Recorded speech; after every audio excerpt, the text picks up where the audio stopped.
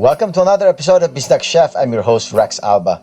On today's Super Bowl weekend, we are going to be making big shots. So all we are doing is just slicing our kielbasa into half-inch size and then rolling in our thick-cut bacon over it. So this simulates our shot glasses, and we need a pasta stick to secure it. So instead of bamboo sticks or toothpick, I decided to use this pasta sticks. That way, you don't need to remove it after we use the air fryer. So same procedure with the rest of the shot glasses.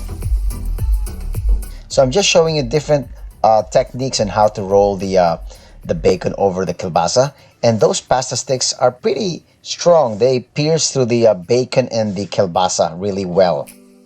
So we'll be making the filling of our pig shots. So we're just using a bar of cream cheese, some mild cheddar cheese, about a cup, about some jalapenos, about half cup of minced jalapenos, some smoky flavor. So any dry rub that you can use at home will work. So probably about 2 tablespoons. And I'm using liquid smoke just to give it a smoky flavor, since we won't be we won't be cooking this in a smoker. We'll be using our air fryer. So I'll just mix this filling and make sure to mix it well.